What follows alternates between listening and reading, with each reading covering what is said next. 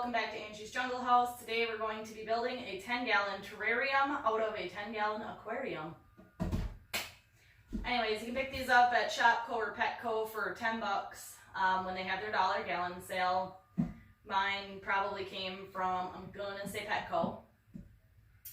I've gathered up all the materials that I think I will be using, but not limited to these. I've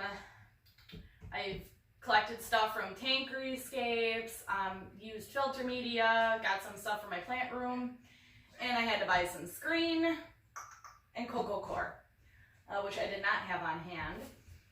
So what I have for the bottom layer of this terrarium is going to be cleaned fish aquarium gravel, which I pulled out of Bruce the Pirate Fish's tank when I mixed it with fluval stratum to put more plants in it. Some that we're going to take,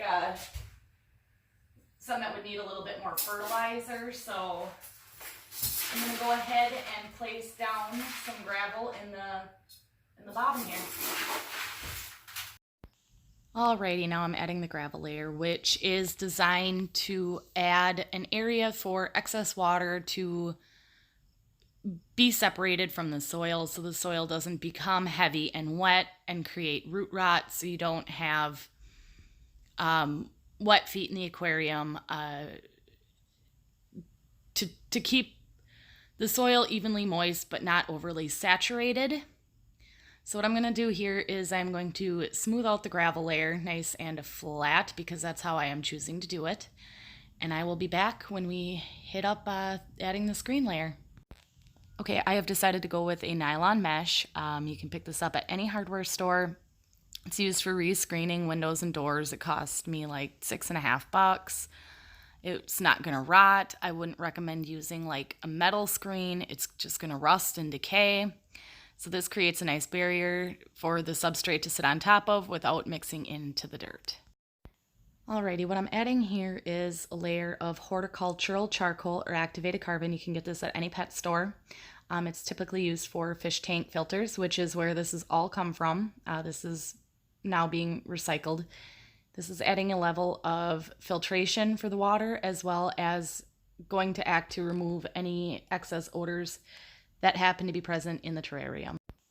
Alrighty, now I am adding my substrate layer. It is my aroid mix plus 1 part of peat moss extra.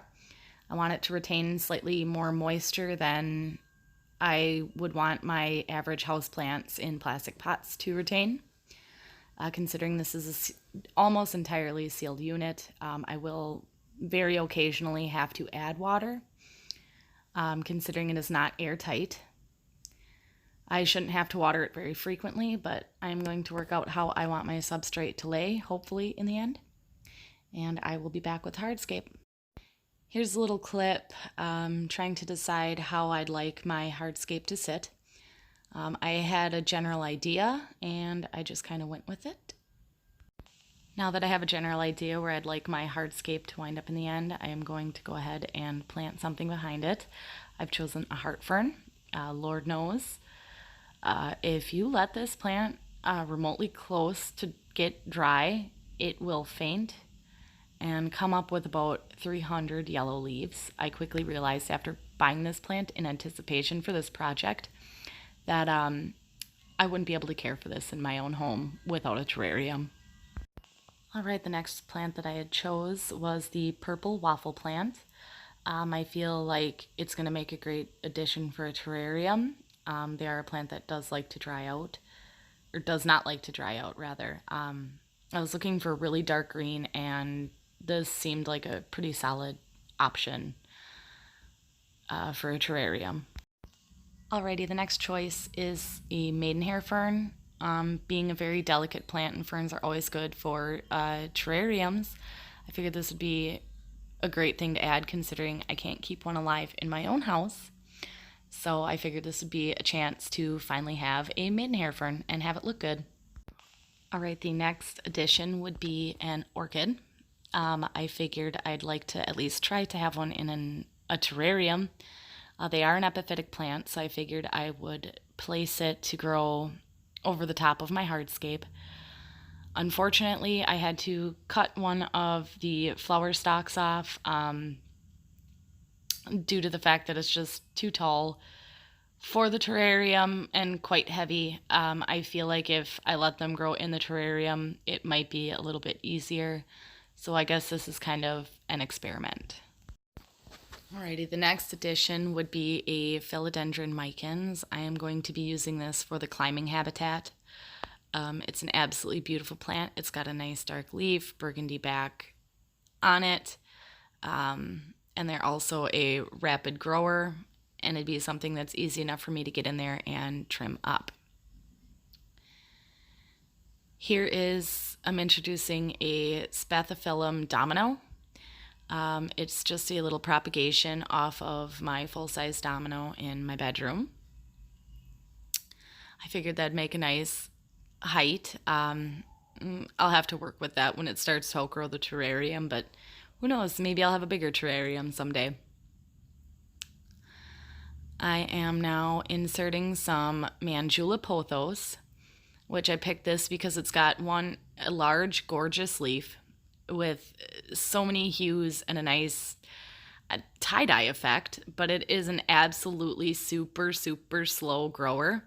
So I figured this would be perfect to plant around the base of this Spathiphyllum and maybe introduce it to the climbing habitat someday. Alrighty, and I am adding, actually I used 2 propagations off my rattlesnake calathea in the bathroom. To add to this terrarium, I figured it'd be a good different leaf to be looking at. So calatheas are humidity loving plants, so I figured it'd be a good choice. Alrighty, now I'm putting in a bird's nest fern front and center. Ferns like humidity. And I think this is where I'm realizing the stalk needs to go. Alrighty, the flower stalk is just too heavy. It's pulling on the orchid, so I just had to cut her off, so we'll just leave it there for the remainder of the video. At least it's something to look at. Alrighty, now I'm adding a Peperomia Dark Majesty. If I'm not mistaken, I don't know how well this is going to do in here, but it's in here now, so wish me luck. Alright, and what I have here is a small portion of variegated prayer plant. It is an unrooted cutting, but I figure it should root up just fine in the terrarium here. Alrighty, I'm adding an Arrowhead Maria, which I picked this up at Stein's because I knew they had like fairy garden stuff. I could not make this plant take off in my own home, so I'm going to give it a try here. Now I've decided I want to add just another piece of purple waffle plant just to fill in some of the void. I can always remove some of these or divide them down the road once they've become acclimated to the area, but as for right now, we'll just use it as a little bit of filler. I'm going to be bringing in just a little bit more of the heart fern because I like really cluttered things and I think it's going to look absolutely phenomenal. I'm just adding a little bit more dirt, or soil rather, planting that up a little bit. And now, because I'm destined to make an ass out of myself, I am coming in with some Ceropegia woodii, rosary vine, or string of hearts. I figured it'd be a good little experiment to see how much humidity a string of hearts can actually withstand. So that's fun. Alrighty, now I'm adding some sphagnum moss as a mulch layer. You can purchase this at like Home Depot or Lowe's. That's typically where I get it from. It's marketed more toward orchids. Any plant store should probably have it. I got this idea from Garden Time TV while I was looking up information about orchids in terrariums. And this was kind of her idea. She did, however, suggest putting the sphagnum moss down first, and because your girl don't listen, she didn't do that. So I'm going to work the sphagnum moss into this terrarium, and I will be right back. Okay, now I am misting everything down. I've added a few pebbles for aesthetic purposes. I'm kind of keeping an eye on the soil and how far the water is creeping down. I'm not going to let it creep all the way down. Over the next few days, I will be monitoring my terrarium for humidity. What I'll essentially be looking for is water drops on the glass in the morning and evening, and for it to look a little bit drier in the afternoon. So that could take a few days. If I need to air it out a little bit, I'll just open up the top on it and let some water evaporate, or if I need to add more water, I will add more water. All right, guys, and cue the plant porn.